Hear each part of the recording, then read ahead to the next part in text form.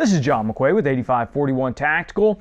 I posted some pictures on our Instagram, our Facebook, and our Twitter feed of a new holster I picked up the other day, and this is a 511 thumb drive holster. Now these have been out for quite some time, but the truth of the matter is I had just picked up, weapons clear, I just picked up a new Glock 17 and I really needed a holster for it while I'm waiting for my Raven concealment Kydex to come in.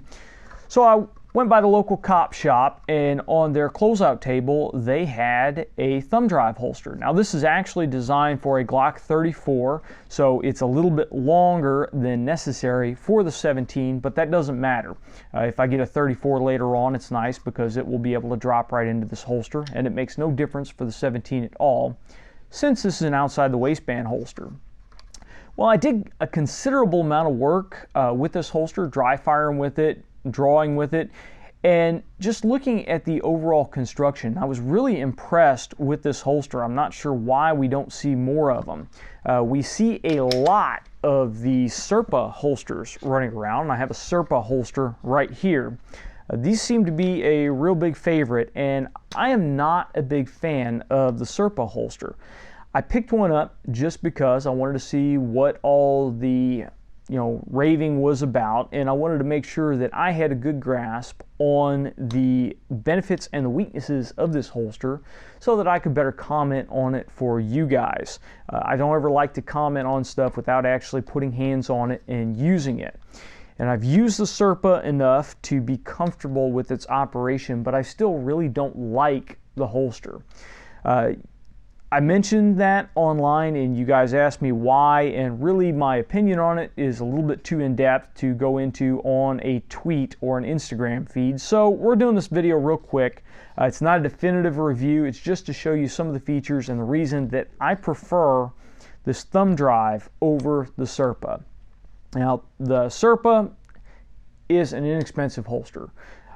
The thumb drive I believe is a little bit more expensive, but they come in at about the same class.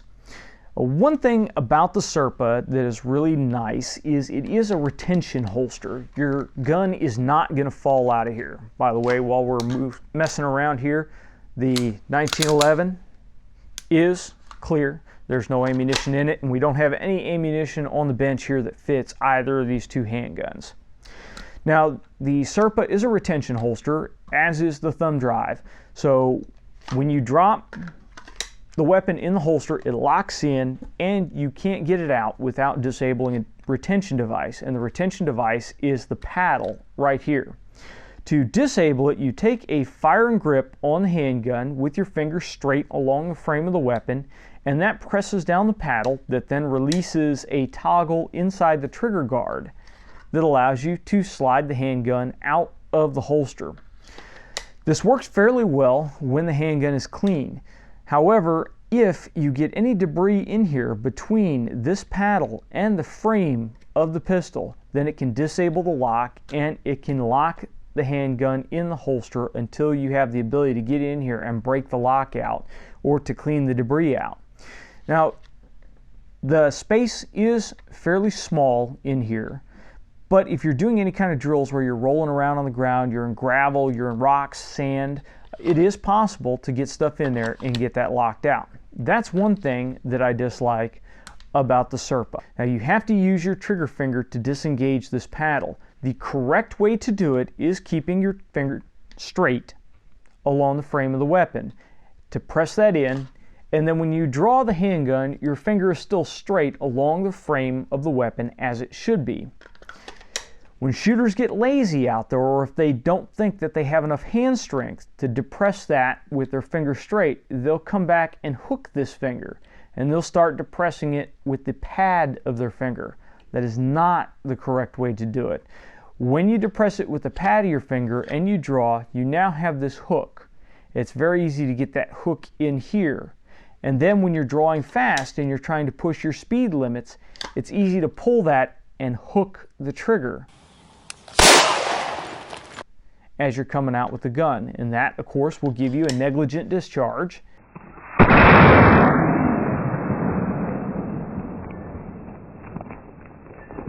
And Hopefully, you've obeyed the firearm safety rules and that weapon is not pointing at anything you don't intend to shoot. However, we've seen guys that draw and cant that gun in and end up with the muzzle pointing at their leg. That is the second thing I dislike about the Serpa.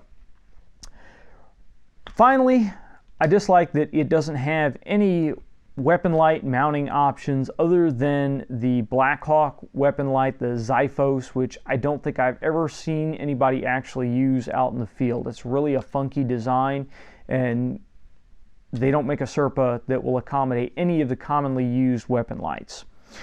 So that's just kind of me ragging on the Serpa. This one we have equipped with a paddle holster.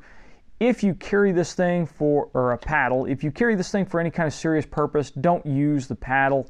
It really has some stress points here. It can easily be broken off of your belt in a gun grab. Use the belt slide and use a good quality belt, and that will keep it on your body. If you train properly with the Serpa and you're not rolling around in dirty, gritty environments, then it's going to work fine for you. I'm not telling you this is a bad holster. I'm telling you it is not my preference. I prefer a holster that either utilizes a thumb-activated retention or some other retention device. I don't want a trigger finger-activated retention device. Now onto the thumb drive. The thumb drive holster is also a retention holster. When you drop your handgun in, it locks in. So all you do is slide it in. You don't have to refasten a thumb brake or flip a hood up or anything like that. The way to release it is this thumb paddle right here. You grab the handgun, and this is important. You need to take a good firing grip and push down as you press in on that little thumb brake there, the thumb paddle. If you don't, if you've tried to grab the handgun out and then you just go and try to press the release, very often it doesn't release. So if you're pulling and then try to hit that button, it won't release. You need to push in, hit the button, and it comes out very smoothly and very cleanly. No part of the mechanism is really exposed, so there's no real areas for dirt to get in here and lock the holster up. The retention is inside the trigger guard. It locks in to the inside of the trigger guard here, and it really appears to be fairly well made as well. When you push the retention device, it just drops back in. So again, no real place for dirt or rocks to jam this up and prevent you from being able to draw your handgun. There is the ability for dirt, rocks, sand, etc. to get in there and prevent you from locking it back in when you reholster the handgun, but that ought to be fairly apparent. Anybody that is using a retention holster for some time knows that when you reholster your weapon, you need to give it that tug to make sure that it's locked in there.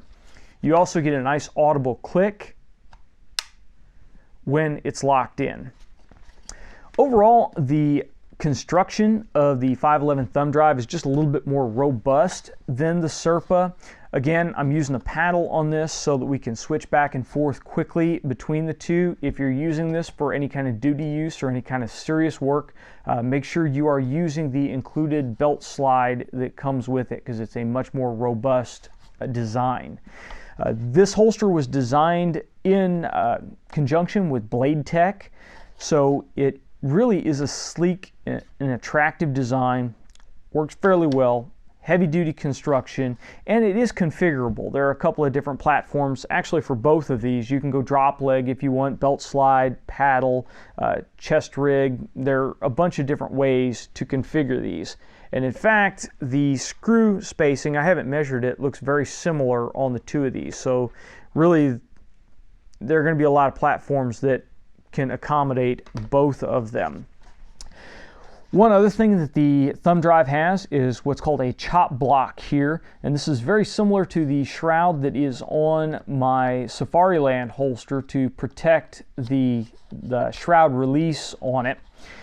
And what this is designed to do is prevent somebody from coming in and just slapping the release in a gun grab. That, I think, is really neat because it really is out of the way.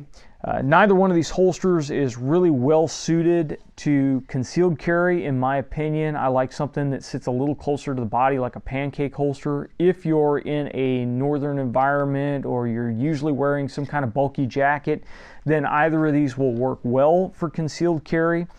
But in t-shirt kind of weather, light jacket, that kind of stuff, we need something lower profile. Both of these stick out from the body quite a bit. The thumb drive sticks out a little bit further than the Serpa, but when it's all said and done, I don't think either of these are really intended for concealed carry. The reason that I'm presenting these to you is because there's been a lot of debate out there on open carry, and I'm not going to comment on if you should or shouldn't open carry. That brings up a whole nother firestorm, but I am going to tell you, if you decide to open carry, you need a retention holster. You need something that is going to keep somebody from casually coming by and ripping that gun out of your holster. Additionally, you need a holster that is going to stay on your body well. And with either of these, like I mentioned, the paddle is convenient, but the paddle is not secure. You could rip this off of somebody's waist fairly easily, breaking the paddle and then making off with the gun. Now the advantage is, since you were smart and since you decided to choose a retention holster, in a ground fight, if somebody managed to break the holster off of you, they still have to figure out how to get the holster off the weapon before they can utilize it against you. So that still gives you extra time to recover it, or to go to a backup weapon, or go to a plan B. So if you're going to carry open, carry with a retention device. Either of these will work very well for urban carry, but if you were going to carry open, this is really the beefier holster. This is really the better option, in my opinion. Now, this is just my opinion. If you guys disagree, I want to hear why. If you think that the Serpa is really a better option than the thumb drive type holsters, please leave a comment in the comment section below and let me know why. If you think I'm stupid, that's fine.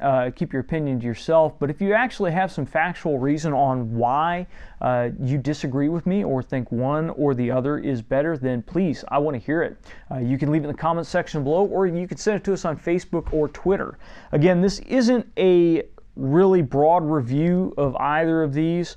We haven't got any footage of me out shooting at the range with either of them, but I just really like this 511 holster and the features that it provides versus the Blade Tech that I had, or I'm sorry, versus the Serpa that I have used quite a bit. So that's all for this video. Please like, share, and subscribe. And until next time, get out and shoot.